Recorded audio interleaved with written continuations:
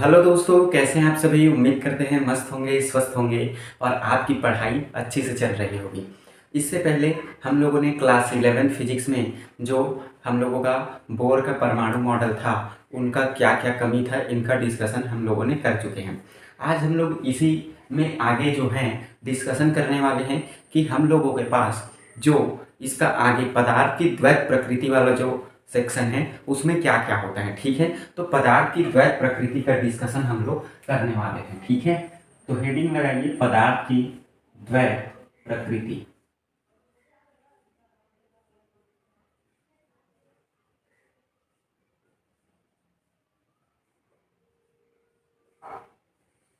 अब पदार्थ की द्वैत प्रकृति कहने का क्या तात्पर्य है, मतलब पदार्थ जो होता है हम लोगों के पास दो गुण दर्शाता है। ठीक है, दो गुण कैसे दर्शाएगा भाई, तो इसका दो गुण होता है, यहां आप लिख सकते हैं दो गुण। ये कभी कभी कण की तरह व्यवहार करता है, कण की तरह व्यवहार,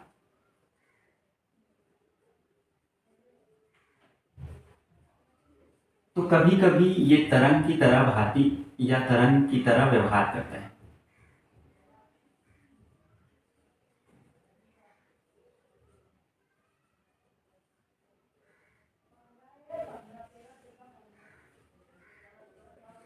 ठीक है, इसी वजह से इसे पदार्थ की द्वैत प्रकृति कहते हैं। ठीक है, कभी हम लोगों के पास जो पदार्थ होता है उसमें वो इलेक्ट्रॉन की तरह व्यवहार, मतलब कण की भांति, और कभी वो तरंग की भांति व्यवहार करता है। ठीक है, इसको समझने के लिए पहले हम लोगों को फोटॉन जानना होगा। ठीक है, क्या होता है फोटॉन ये समझते हैं।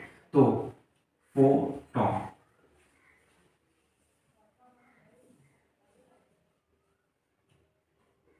फोटॉन किसे कहते हैं, तो हम लोगों के पास होता क्या है, सूर्य की प्रकाश की किरणें जो हैं वो हम तक पहुंचता है।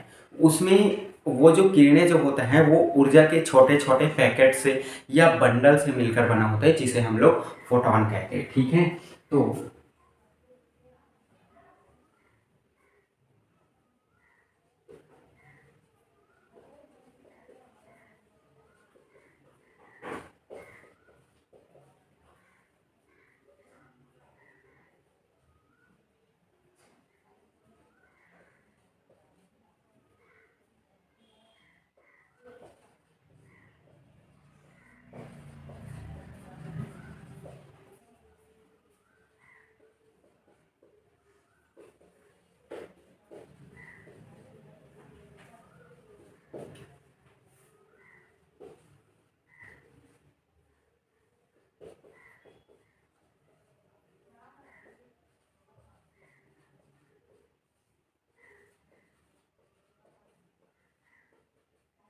ठीक है, ये ऊर्जा के छोटे छोटे बंडल या पैकेट से मिलकर बना होता है, जिसे हम लोग फोटॉन या क्वांटा कहते हैं। ठीक है, अब जैसे होता क्या है, ये आपके पास क्या है, एक धातु है। ठीक है, ये जो है धातु है और आपका प्रकाश का विकिरण यहाँ इसमें पड़ रहा है, तो ये छोटे छोटे ऊर्जा के पैकेट्स के रूप में क्या होता है आपके पास, इससे मिलकर बना होता है। ठीक है, ये ऊर्जा के पैकेट,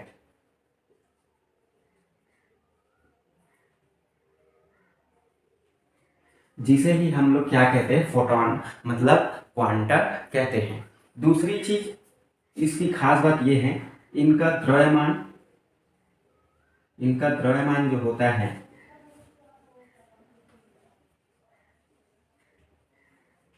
शून्य होता है।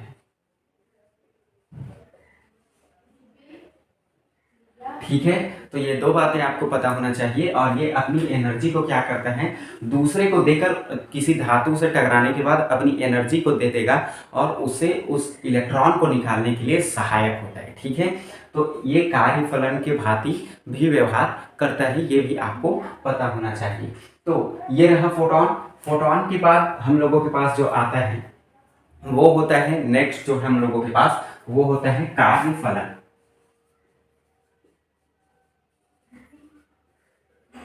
जिसे वर्क फंक्शन कहते हैं। तो किसी धातु की सतह से इलेक्ट्रॉन को निकालने के लिए न्यूनतम आवश्यक ऊर्जा को कार्यफलन कहते हैं।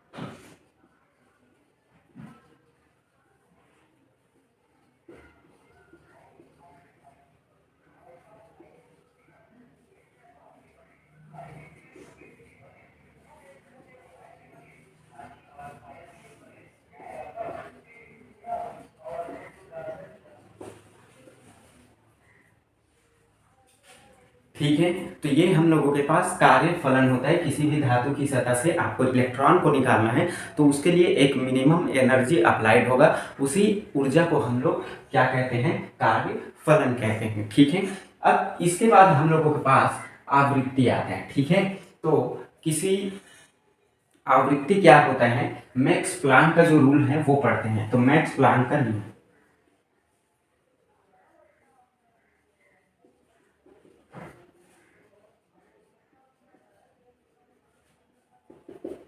मैक्स प्लांक क्या कहता है भाई, तो मैक्स प्लांक ये कहता है कि जो आपके पास फोटोन की एनर्जी जो होता है वो हम लोगों के पास समानुपाती होता है आवृत्ति के। ठीक है। तो किसी भी फोटोन की ऊर्जा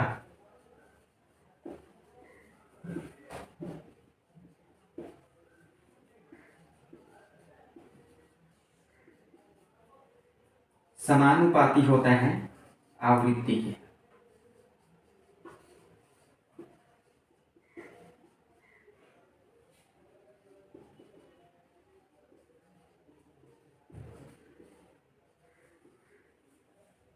अब ई जो है वो समानुपाती मिलता है हम लोगों के पास इसका न्यू का। ठीक है।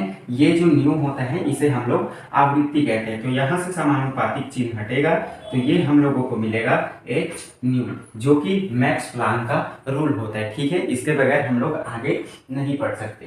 तो यहाँ तक चलिए नोट डाउन करिए, ये मैंने मैक्स प्लांक समझा दिए। इसके बाद हम लोग डिस्कशन करते हैं आपका डी ब्रॉगली का समीकरण। ठीक है। चलिए नोट, हम लोगों के पास है डी ब्रॉगली का समीकरण। ठीक है।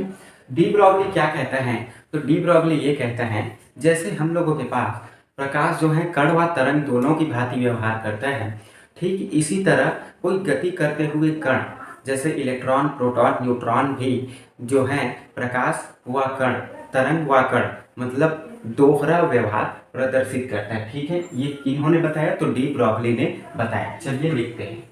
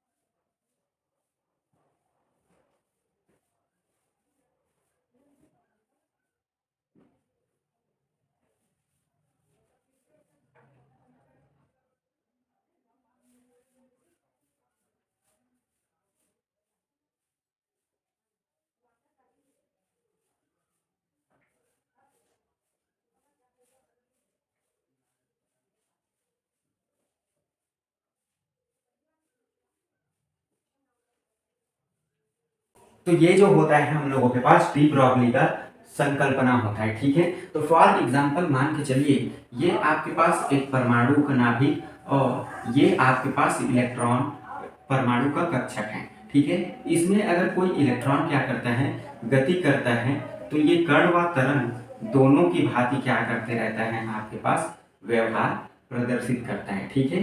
ये कण व तरंग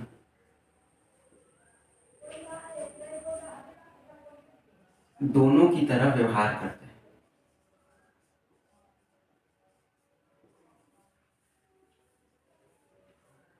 तो ये बताया किसने, तो डी ब्रॉगली ने ये हाइपोथेसिस जो होता है, अवधारणा जो होता है, परिकल्पना अपना प्रस्तुत किया। तो अभी कुछ देर पहले हम लोगों ने क्या पढ़ा, ऊर्जा जो होता है आपके पास ई जो होता है ऊर्जा वो बराबर होते हैं एच न्यू के। ठीक है। हमने आइंस्टाइन का सापेक्षिता का सिद्धांत पढ़ा है, आइंस्टाइन का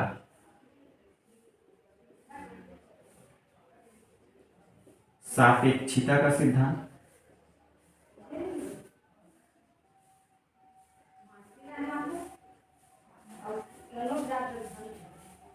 तो सापेक्षिता का सिद्धांत E is equal to M C का स्क्वायर, जिसे आप द्रव्यमान ऊर्जा समतुल्यता कहते हैं। ठीक है। समीकरण 1 व 2 से वैल्यू रख देते हैं। तो समीकरण 1 व 2 से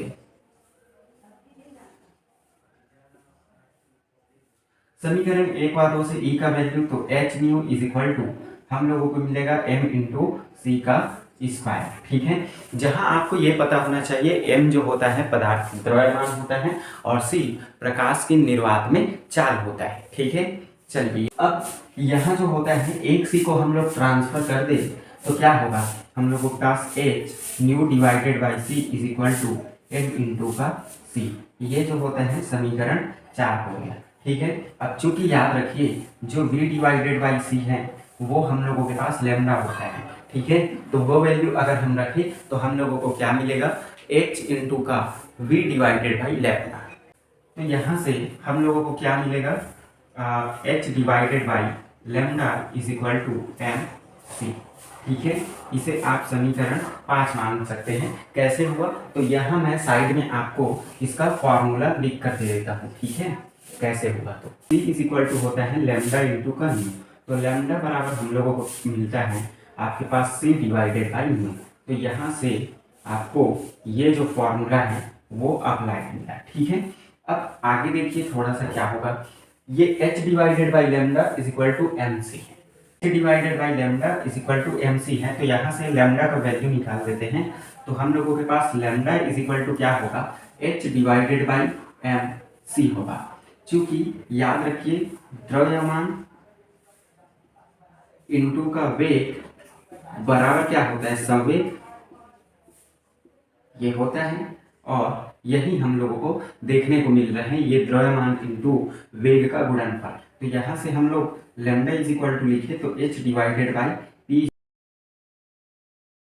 देखने को मिलेगा। ठीक है, तो लैम्डा बराबर h डिवाइडेड बाई संवेग। ठीक है, आपके पास ये वैल्यू हो गया। अब यहाँ से अगर मैं h जो है h को नियत कर दूं तो नियत करने पे लैम्डा समानुपाती होगा आपके पास 1 डिवाइडेड बाई पी के।